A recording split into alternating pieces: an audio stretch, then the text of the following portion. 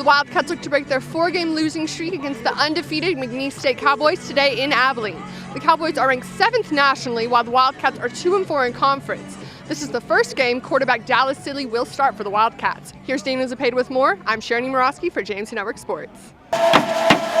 The Wildcats returned home to Shotwell Stadium looking for their 3rd conference win of the season against Southland Conference leader McNeese State. Redshirt freshman Dallas Seeley got the start after splitting time with Parker McKenzie. Seeley and the offense got off to a rough start after throwing an interception on just the 2nd play of the game. The Cowboys would capitalize with a field goal to go up 3-0 early in the first. The offense would get going as Seeley ripped off a 26-yard run to the McNeese 31-yard line. Seeley finished the game with 29 rushing yards against a very stingy McNeese defense.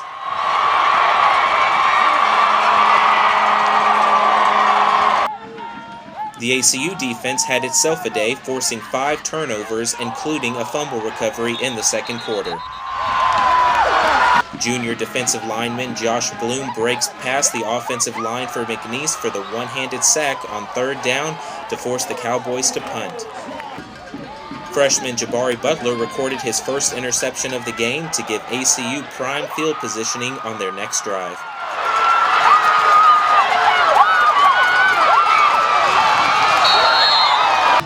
The interception would lead to a touchdown as the Wildcats break out the trick plays with a pass from running back Herschel Sims to Seeley for the touchdown.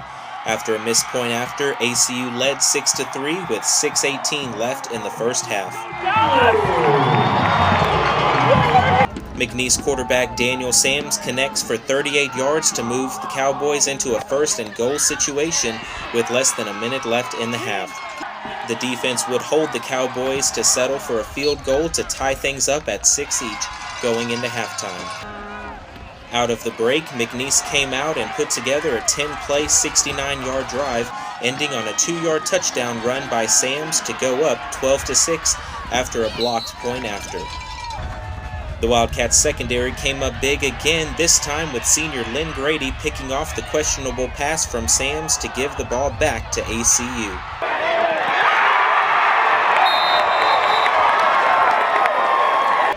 After a failed 4th and 8, McNeese took over but fumbled on the sack by Grady and sophomore LaMarcus Allen with less than a minute to go in the 3rd quarter. ACU would take over the possession going into the 4th quarter. McNeese would try their hand at the trick plays, this time going with the flea flicker that is picked off by Butler for his 2nd of the game. Jabari Butler now leads the Southland Conference in interceptions with 6 on the year.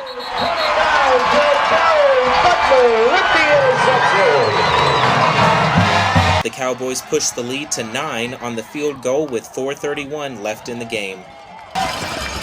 Seeley and the offense would respond by going 75 yards in just 2 plays. Gilbert takes the pass 51 yards into McNeese territory, and then Seeley finds Carl Whitley in the corner of the end zone for the score to make it 15-13 Cowboys. Both receivers eclipsed the 100-yard mark on the game, Gilbert finishing with 122 yards and Whitley with 100. The Wildcats would get the ball back with 2 minutes to go, looking for the win, but couldn't make anything happen on their final drive, failing on a 4th and 4 conversion.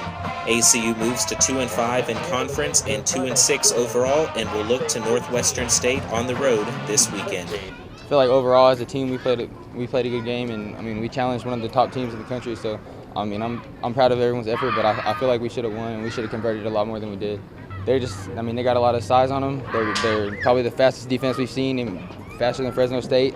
But I feel like we came a long way. You see when we played Fresno State, we got beat a lot worse than we did today. For us just to be able to compete with them, I feel like we're taking a huge step in the right direction, and we're getting to where we need to be. At times we played really, really well, and then at times we didn't. We were too hit and miss. But you look across the field, and they have something to do with that. There's bits and pieces throughout that game where you need to make a play that was there just to be made. Not any kind of freaky play, but a routine play that we didn't make. And when you're playing a quality team like McNeese, you got to make those routine plays.